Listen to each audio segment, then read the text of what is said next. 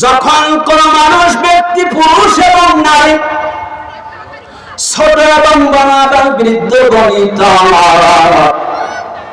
কোরআনুল কারীম তেলাওয়াত করে। কি তেলাওয়াত করে?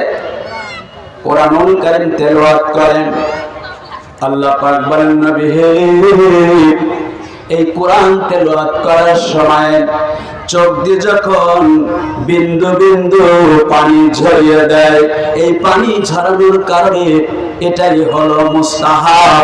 আর এই পানি ঝরানোর কারণে পাহাড় পর্বত গিরি গুহার মতন আগুন, সমুদ্র বরাবর আগুন হবে, আগুনের জাহান্নাম সমুদ্র হবে, আগুনের নদী হবে, আগুনের সমুদ্র হবে, সাগর হবে। এই পানিটুকুন যদি বিন্দু পরিমাণ ফেলে দেওয়া যায়, জাহান্নামের আগুনটা স্তব্ধ হয়ে যাবে, নিভে যাবে। জোরে বলা যাবে না সুবহানাল্লাহ। আল্লাহ রাব্বুল আলামিন সূরাতুল মায়েদায় বলেন, ফালইয়াদহাকু কলিলা ওয়া ইয়ালয়াবকু কাসীরা। আওয়াজ দিয়ে বলুন আল্লাহু আকবার। আল্লাহ বলেন, নবী হ্যাঁ, মাশরিক থেকে মাগরিব, শিমাল থেকে জনক পর্যন্ত, দোলনা থেকে কবর পর্যন্ত সকল মানব গোষ্ঠীকে আপনি বলে দেন, সকল মানুষকে বলে দেন, এ দুনিয়াটা হাসার জায়গা নয়, দুনিয়াটা কান্না করার জায়গা। এ দুনিয়াতে বেশি বেশি করে কান্না করতে হবে। কবি বলেন, কান্দিতে কান্দিতে যারা দুনিয়ায় সারিবে, হাসিতে হাসিতে সে যান আল্লাহ জান্নাতে যাইবে। হাসিতে হাসিতে সে যান আল্লাহ জান্নাতে যাইবে। কান্দিতে কান্দিতে যায়, এই বক্ষ বিজে যায়, সেই পানিতে জাহান্নাম ভেসে চলে যায়, সেই পানিতে জাহান্নাম ভেসে চলে যায়। আল্লাহর সাহাবী হযরত আবু হুরায়রা রাদিয়াল্লাহু তাআলা নবীকে বলেন, রাসূলুল্লাহর সাহাবী আবু হুরায়রা, যে ব্যক্তিরা ঈমান আনয়ন করে, ঈমান আনার পরে আমানতু বিল্লাহি ওয়া মালাইকাতিহি ওয়া কুতুবিহি ওয়া রুসুলিহি ওয়াল ইয়াউমিল আখির, এই শব্দগুলি যখন উচ্চারণ করে, আমার আল্লাহ রাব্বুল আলামিন জাহান্নাম বানিয়েছে আখিরাতের পর। যেই কবর, নবী বলেন, আল কবর রাউদাতুম মিন রিয়াদিল জান্নাহ আও হুফারুম মিন আও হুফারিন নার। দরবের নবী বলেন, রে সাহাবীরা, যাই কবর কার জান্নাত হবে, জাহান্নামের গর্ত হবে। আর এই কবর কার জন্য হবে, জান্নাতের টুকরা বাগান বাগিচা। আল্লাহর নবী বলেন, আবু হুরায়রা, যেই ব্যক্তি মানে আনার পরে যখন এই কোরআনুল কারীম তেলাওয়াত করে, আর তেলাওয়াত করার সময় যখন চোখ দিয়ে পানিগুলো ছড়িয়ে দেয়, যখন কান্না করে, নবী বলে, সাহাবীরা আসমান থেকে জিবরিল আমিন ডাকতেছে, তখন আল্লাহর নবী বলেন, জিবরাইল শাহ করে উড়াল দিয়ে যখন আমার পাশে হাজির হয়ে যায়, জিবরিল আমিন বলেন, ইয়া রাসূলুল্লাহ, ইয়া হাবিবাল্লাহ, এই যুবক কেন কান্না করে, যুবকের চোখ দিয়ে কেন পানি ঝরিয়ে দিল? আল্লাহর নবী বলেন, জিবরাইল, এই যুবকের কান্নার হাকিকত আখিরাতের দৃষ্টিকোণ লক্ষ্য করে আল্লাহর আযাব, আল্লাহর হুকুম আকামকে লক্ষ্য করে যুবক কান্না করে। জিবরিল বলে, হুজুর ইয়া রাসূলুল্লাহ, ইয়া হাবিবাল্লাহ, গাবি দহন করার পরে, কি দহন করার পর? কথা বলুন, বুঝতে কষ্ট হচ্ছে কি? গরু গাভী, গাভী দহন করার পরে এই গাভীর দুধ বাটের ভিতরে আবার ঢুকানো যাবে না, অসম্ভব। জিবরিল আমিন বলেন, রাসূল, যেই মানুষগুলো আখিরাতের দৃষ্টিকোণ লক্ষ্য করে কান্না করে চোখের পানি ঝরায়, ওই গাভীর দুধকে ঢুকাতে যাবে না, অসম্ভব। এই মানুষগুলোকে জাহান্নামে আল্লাহর কাছে এমন অসম্ভব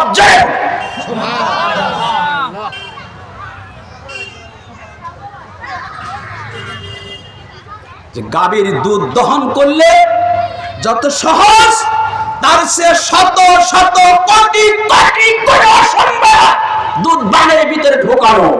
ঠিক আল্লাহ পাক বলছে, হাবিব, আপনার উম্মত যখন আখিরাতের ভয়ে কান্না করে, এই ব্যক্তিকে আমি আল্লাহ জাহান্নামে দেব না, দেব না, দেব না। জোরে বলুন। রাস্তা দিয়ে বেড়াকে তারে নারে না, তারে নারে না, আমার যে কি হয়েছে তাও তো কেউ দেখলে না।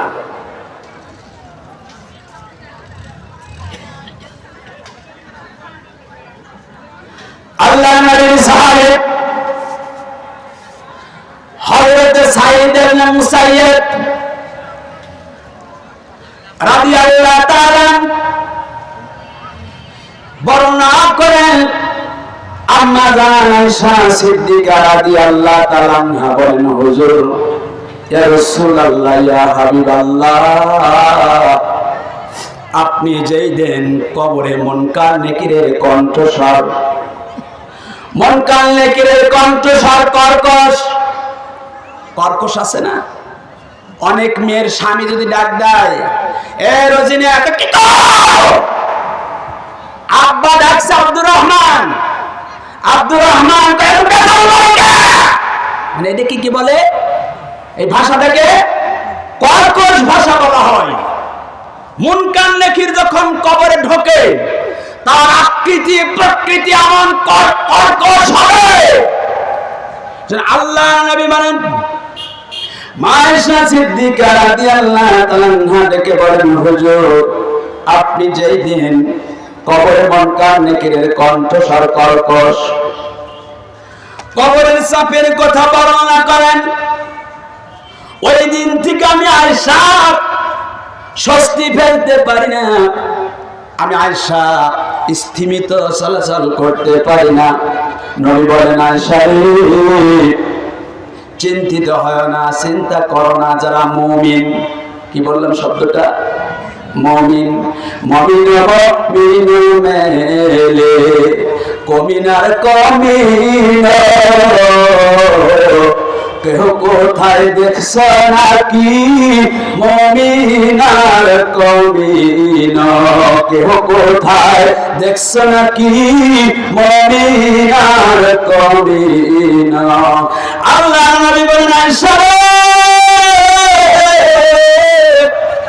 মুমিন যখন কবরের মধ্যে প্রবেশ করে, ওই কবরটা মুনকার নেকিরের কণ্ঠস্বর সুরেলা আওয়াজ হবে, সুরেলা আওয়াজ হবে। আল্লাহ নবী বলেন, আয়েশা, মুনকার নেকিরের কণ্ঠস্বর সুরেলা আওয়াজ হবে।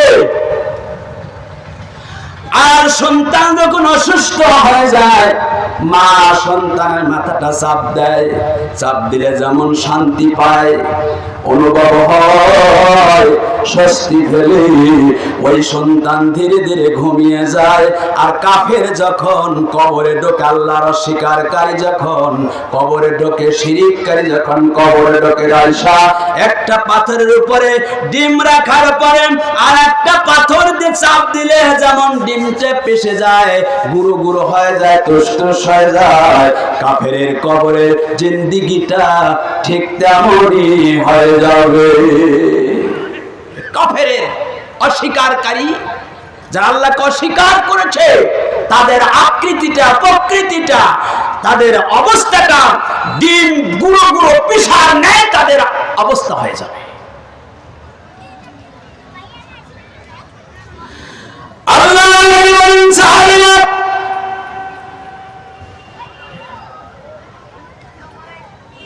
কবরের দুইটা মতের কথা বলা হলো।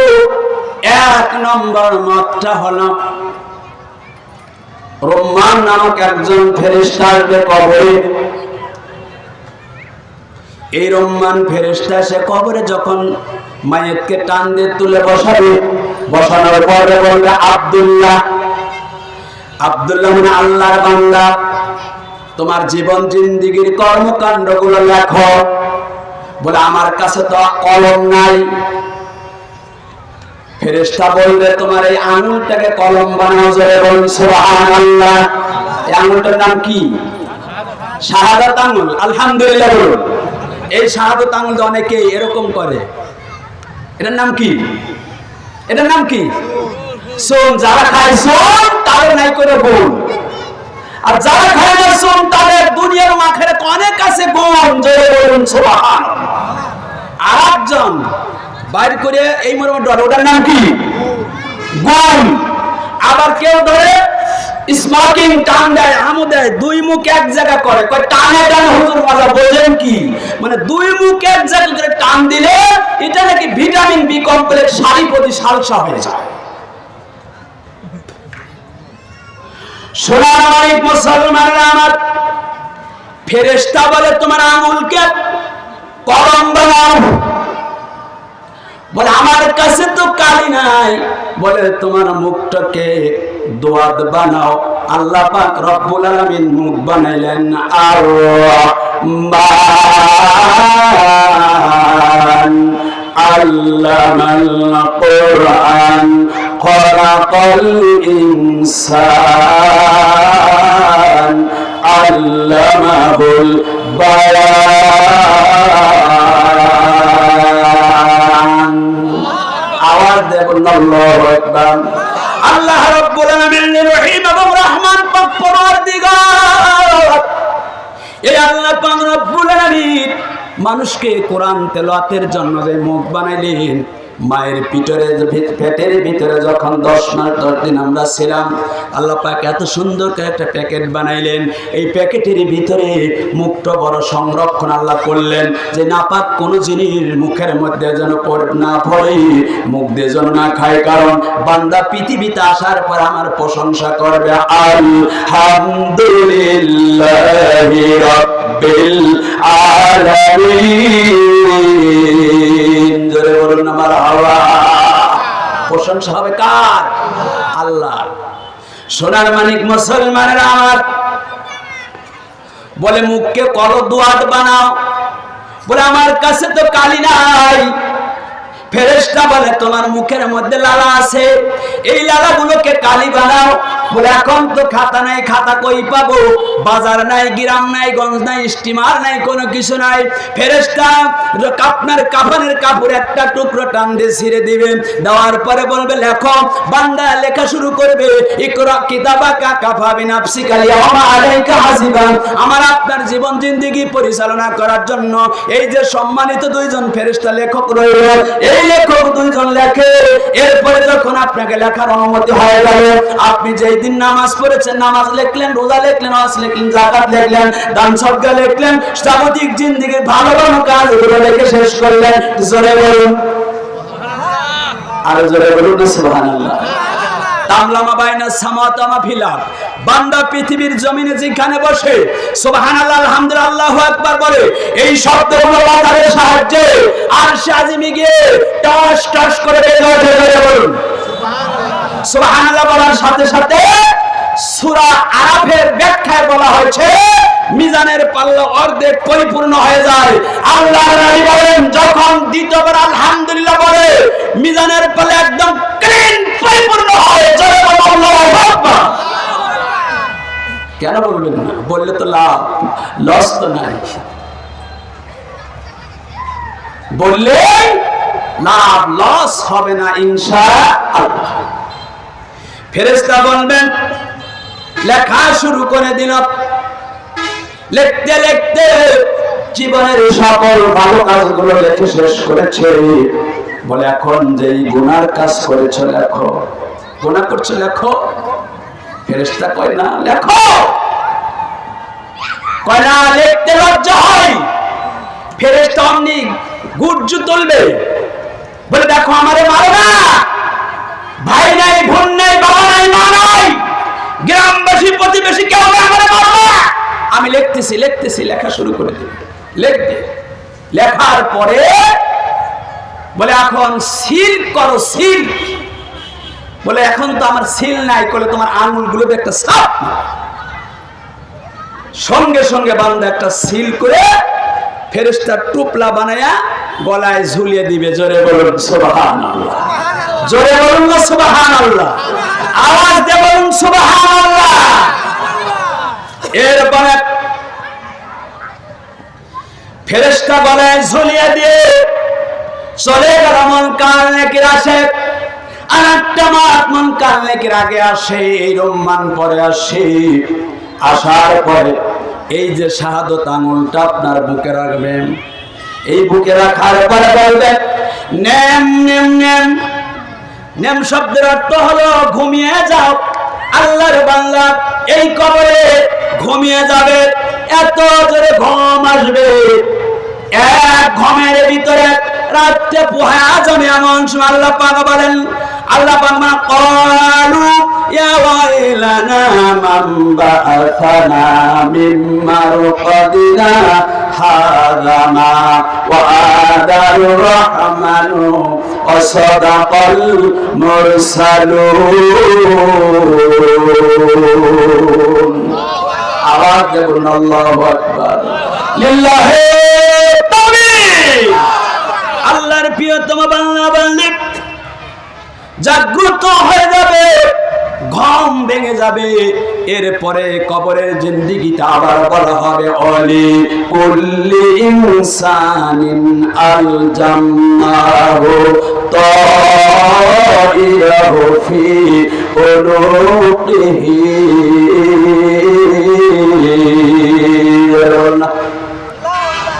তো মারহাবা বলবেন না, হয়রান হয়ে গেছেন। এই কেবলমাত্র খাসলেন, এখনো তো তরুণ জোয়ান বক্তা আসেনি। তারপরে যদি আপনাদের ঘুম চাপে, আবার তার পিতাটা ঘুম ছাড়িয়ে দেন। লিল্লাহি তাকবীর। আল্লাহ পাক বলেন মায়ের গলা এই টুপলা ঝুলিয়ে রাখার ব্যবস্থা করে দিলাম। টুপলা ঝুলিয়ে রাখা হবে। এরপরে আল্লাহ পাক রব্বুল আলামিন যখন বলেন ক্বালু ইয়া ওয়াইলানা মান বাআসানা মিন মারকাদিনা হাযা মা ওয়াদার রহমানু ওয়া সাদাকাল মুরসালুন। আয়াতে কালিমা যখন তেলাওয়াত হয়, এরপরে আপনার যখন প্রথম শীত সিংগায় ফুৎকার হবে, দ্বিতীয় ফুৎকার যখন হয়ে যাবে অনুফিকা ফিস-সূরি ফাইদা হুম মিনাল আসদাতি ইলা রাব্বিহিম ইয়ানসিলুন। আল্লাহ পাক বলেন এখনো দুনিয়ার মানুষ কবর থেকে ওঠার সময় হয় নাই। চারজন ফেরেশতা জিবরিল, আজরাইল, ইসরাফিল, মিকাইল, চারজন ফেরেশতাকে আল্লাহ পাক ডাক দিয়ে বলবে ও আমার ফেরেশতা মহোদয়, যাও না আমার বন্ধু, আমার রাহমাতুল লিল আলামিন নবী মুহাম্মদুর রাসূলুল্লাহ সাল্লাল্লাহু আলাইহি ওয়াসাল্লামকে রওজা মুবারক থেকে তুলে কিয়ামতের ময়দান, যার নাম হয় মালিক ইয়াউমিদ্দিন, হাসরের ময়দান, तमाम দুনিয়ার নবী রাসূল সাহাবাগণ, আউলিয়া আউলিয়া, ফকির দরবেশ, ধনী দরিদ্র, কাফের মুসলিম ইহুদি বৌদ্ধ খ্রিস্টান সকলকে একত্রিত করা হবে। এই ময়দানের নাম হলো হাসরের ময়দান। ফেরেশতারা বলবে প্রভু গো, আল্লাহু লা ইলাহা ইল্লা হুয়াল আসমাউল হুসনা। জোরে বলুন মারহাবা। আপনি আল্লাহ ইলাহ ছাড়া, প্রভু ছাড়া, রাব্বিনা আপনি ছাড়া তো আর কোনো মাবুদ নাই। আল্লাহ দুনিয়াতে একাকার, লেভেল পজিশন হয়ে গেল, পাহাড় পর্বত উঁচু নিচু কোনো জায়গা নাই। আপনার বন্ধুর কবরটা যে আমরা খুঁজে টের পাবো না, কোথায় আপনার বন্ধুর কবর? রওজা মুবারক রইল। আল্লাহ পাক বলেন ফেরেশতারা যান, দেখ না একজন আমার সেটেলমেন্টের বদরামিন ফেরেশতা আছে, ওই ফেরেশতাটাকে নিয়ে যা। আর বাইতুল মুকাদ্দাস, বাইতুল মামুর নিচে দেখ না সরাসরি কাবা, এই কাবার থেকে নকশা আর ফিতে দর মদিনাতুল মুনাওয়ারায় নবী পাকের রওজা মুবারক চলে যাবে। এই রওজা মুবারককে ফেরেশতারা চলে যাবে, যাওয়ার পরে সকল ফেরেশতারা ডেকে বলবে জিবরাইল, ও জিবরাইল, তুমি তো বড় ফেরেশতা, আদম থেকে ঈসা রুহুল্লাহ পর্যন্ত যত নবী রাসূল এসেছিল সকল নবী রাসূলের কাছে তুমি ওহী নিয়ে আসতে, তুমি তো বড় ফেরেশতা, তুমি রাসূলুল্লাহকে ডাক দেয়। বলে না না না, তামাম পৃথিবীর কুল মাখলুকাতের রূহগুলো কবজ করছে মালাকুল মউত আজরাইল, উনি বড় ফেরেশতা। উনি ডাক দেবে, বলে না আমিও বড় না। বলে ইসরাফিল আলাইহিস সালাম বড় ফেরেশতা, অনুফিকা বিশ্বু ইজাজুল জিলাতিল আরদু জিলজালাহা, ওনার সিংহার ফুৎকারের কারণে তামাম পৃথিবীটা, আসমান জমিন চন্দ্র সূর্য নক্ষত্র তারকারাজি স্বপ্ন ভেঙে ছয়লয় হয়ে গেল, চুরমার হয়ে গেল। উনি বড় ফেরেশতা, ওনার সিংহার ভিতরে তামাম পৃথিবীর রূহগুলো লুকিয়ে রয়েছে। বলে না মিকাইল আলাইহিস সালাম বড় ফেরেশতা। বলে মিকাইল তামাম পৃথিবীর জীবের জীবিকা বন্টন করে, রিজিক বন্টন করে, উনি বড় ফেরেশতা।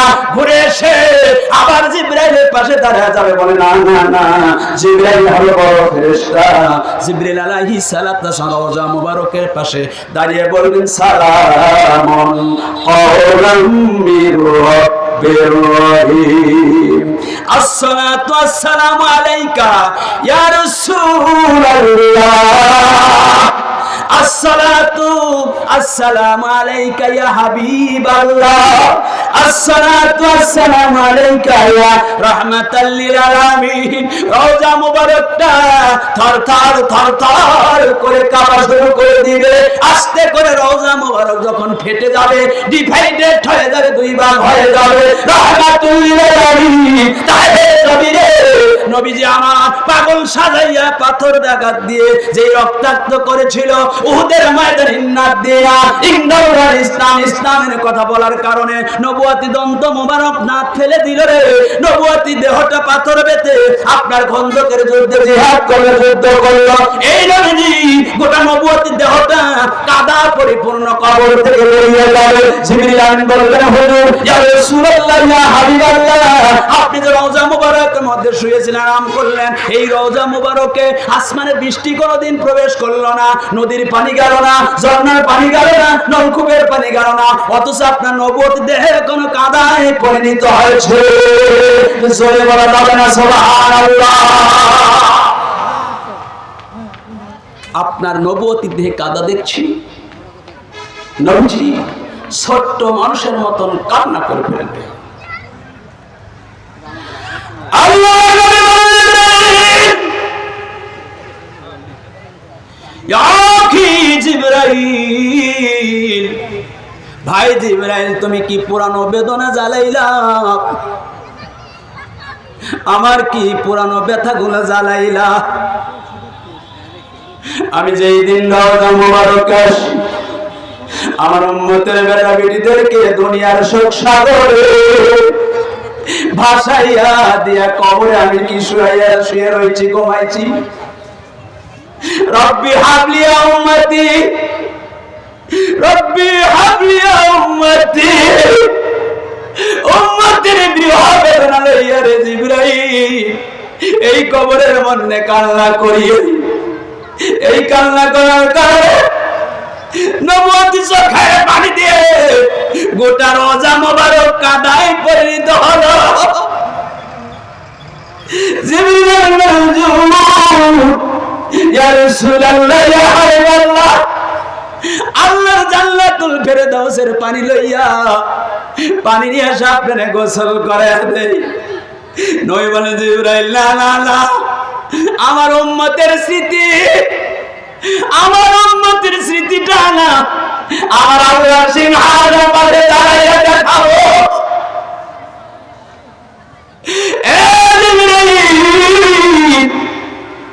আমার উম্মতের বৃহ বেদনাটা আমার আল্লাহর সিংহাসনের পাশে দাঁড়াইয়া আমার আল্লাহরে দেখাবো। না না না না, আমি জান্নাতি পানিতে গোসল করব না, আমি জান্নাতি পানিতে গোসল করব না। আল্লাহ বলে জিবরাইল আমার রাসূলকে কাঁদতে দে, চোখের পানি ঝরাইতে দে। এখন না হিসাবের ময়দান হবে, মালিক ইয়াউমিদ্দিন, যে ময়দানের মালিক হব আমি আল্লাহ, একচ্ছত্র অধিকারী হব। এই কিয়ামতের ময়দানে আমি ইলা জব্বার এবং কাহার নাম ধারণ করব, জব্বার এবং কাহার নাম ধারণ করব। আমি ডেকে বলবো হাবিব, ইয়া রাসূলুল্লাহ, ইয়া হাবিবাল্লাহ, আপনার যদি শক্তি থাকে, সমর্থন থাকে, আপনার কর্মমতের বাপের বেটার এত সাহস আছে, শক্তি আছে, জব্বার এবং কাহার নামটা গোপন নাম ধারণ করলাম, এই গোপন নামের সামনে দিয়ে যদি কোনো বান্দা বান্দি সাধ্য থাকে রে, আল্লাহর জান্নাতের দরজা খুলে যেন জান্নাতে প্রবেশ করে। একটু জোরে বলা যাবে না মারহাবা? আর আমি জব্বার এবং কাহার নাম ধারণ করব কিয়ামতের ময়দানে। যদি কারো সাধ্য থাকে এই গোপন নামের সামনে দিয়ে জান্নাতের দরজার সবগুলো চোখ দরজায় তালা লাগা দেওয়া, তালা খুলে জান্নাতে যাক। নবীজি বর্ণনা করলেন, সাহাবীরা কাটা কবুতরের মতন ছটফট ছটফট করে কান্না করছে। আল্লাহর নবী বলেন সালামুন কাওলাম মির রাব্বির রহিম, সালামুন কাওলাম মির রাব্বির রহিম। ও রাসূলুল্লাহর সাহাবীরা তোমরা স্থিমিত হয়ে যাও, ধৈর্য ধারণ করো, ধৈর্য ধারণ করো, সবুর করো, সবুর করো, সবুর করো। আমি আব্দুল্লাহ মিনার বেটা নবী মুহাম্মদুর রাসূলুল্লাহ সাল্লাল্লাহু আলাইহি ওয়াসাল্লাম কিয়ামতের ময়দানে বসে থাকবো না। সুবহানাল্লাহ বলবেন না? বলে আমিও কিয়ামতের ময়দানে বসে থাকবো না। বলে কি করবেন আপনি? বলে তোমাদের ওয়াদা দিলাম কিয়ামতের ময়দানে মহাবলী শিকার দিলে আমি মুহাম্মদুর রাসূলুল্লাহ সাল্লাল্লাহু আলাইহি ওয়াসাল্লাম সেদিন গোপন নাম ধারণ করে সাতটা জাহান্নামের দরজা তালা লাগাবো। আল্লাহ সাধ্য থাকলে তোমার আমি মুহাম্মদের সামনে দিয়ে আমার উম্মতকে জাহান্নামের দরজা খুলে জাহান্নামে দাও। সুবহানাল্লাহ কইলেন না? হাই রে দামি কথা, তার সুবহানাল্লাহ। মশা গালে যাবে, এত যে ওয়াজ করছে রোজা রাখার পরে, তারপরে আপনাদের সাথে মন কণ্ঠ অনেক বড় হচ্ছে।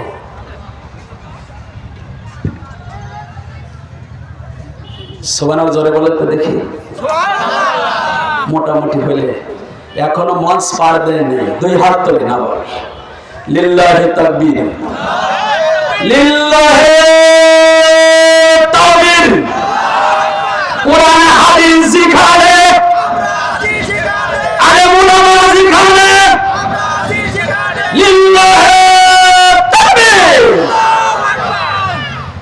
নাম আল্লাহর গোপন নাম, নবীজিরও গোপন নাম শুরু হলো।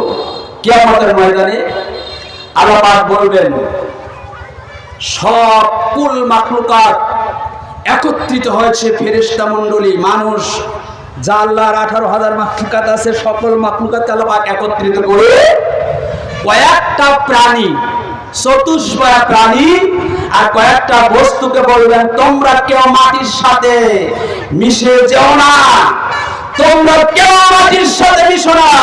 কয়েকটা প্রাণী আর কয়েকটা বস্তু আল্লাহর জান্নাতে চলে যাবে। জোরে বলুন সুবহানাল্লাহ। এই কথা বলেই আলোচনা শেষ করে দেব ইনশাআল্লাহ। তো জিকির করুন না লা ইলাহা, হয় না জোরে বলুন লা ইলাহা ইল্লাল্লাহ, লা ইলাহা ইল্লাল্লাহ। হ্যাঁ আওয়াজ বলুন লা ইলাহা, লা ইলাহা ইল্লাল্লাহ, লা ইলাহা ইল্লাল্লাহ, লা ইলাহা ইল্লাল্লাহ মুহাম্মাদুর রাসূলুল্লাহ আল্লাহুম্মা সাইয়্যিদিনা মাওলানা মুহাম্মদ ওয়া আলা আলি সাইয়্যিদিনা শাফিনা মুহাম্মদ। মানুষ যখন জাহান্নামে যাবে, এই জাহান্নামে যাওয়ার পরে কেমন পোশাক হবে একটু লক্ষ্য করে দেখুন। পোশাকটা কিসের হবে? তারপর মুখের উপর কি দিয়ে প্রলাপ দেওয়া হবে? সূরাতুল বনী ইসরাঈলের মধ্যে 50 নম্বর আয়াত আল্লাহ পাক বলেন সারাবিলহুম মিন কতিরানি ওয়া তাগশা উজুহাহুমুন নার। আওয়াজ দেবেন আল্লাহু আকবার, লিল্লাহি তাকবীর। সোনার মানিক মুসলমানের আমার, জাহান্নামী যখন মানুষ যাবে, এই জাহান্নামীদের পোশাক কি হবে? ওয়ালিল্লাযিনা কাফারু রাব্বাহুম ইলা জাহান্নামা যুমারা। এই কথা আল্লাহ পাক বলেন জাহান্নামটা বড় ক্ষীণ জায়গা, খুব সংকীর্ণ জায়গা। এই জাহান্নামের ভিতরে মানুষ যখন যাবে তাদের পোশাক কি হবে, কিসের পোশাক দেওয়া হবে একটু আপনাদেরকে বোঝা বলবো। তার আগে অনেকগুলো টাকা মানুষ দিয়ে গেল আল্লাহ। এই টাকাগুলো আল্লাহ যে যেভাবে দান করে তার মনের বাসনা পূর্ণ করে দাও, হাত দারাজ করে দাও, মনস্কাম পুরো করে দাও, জীবনে মাফ করে দাও। 2000 টাকা দিল, 1500 টাকা দিল, 500 টাকা দিল, 1000 টাকা। ওই যে বন্দিরাম গ্রামে বাড়ি, আমি গুনাহগার বাইতকে দোয়া করি আর তুমি যখন গেলে হায় তাহলে জান্নাত রাস্তা দিয়ে একখানা বাড়ি দান করলে আজকাল চাচামিয়া আল্লাহ কবুল করে না, মনোবাসনা পুরো করে দাও। আমার এক ছোট ভাই আল্লাহ 900 টাকা দান আল্লাহ কবুল করে। যদি আপনার এত লম্বা হয়ে যাবে, চোখের দৃষ্টি সীমা যত দূর যায় এত দূর হবে তার গুনার পাতাটা।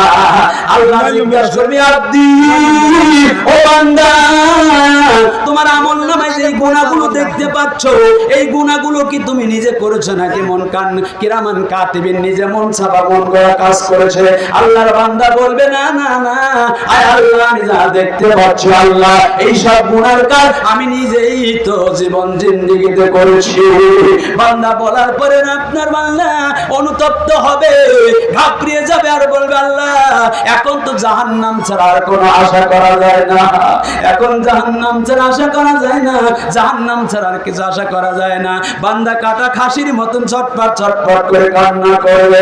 এমন সময় আল্লাহ পাক ডাক দিয়ে বলবে এ বান্দা কান্না করো না, কান্না করো না, কান্না করো না বান্দা, তোমার 99টা গুনার পাতার পাশে একটা নেকির পাতা আমার কাছে আছে। একটু জোরে বলা যাবে না আমার আল্লাহ, আরো জোরে বলুন আমার আল্লাহ। বান্দা ডেকে বলবে রব্বি আল্লাহ ইন্নাল্লাযীনা ক্বালু রাব্বুনা আল্লাহ।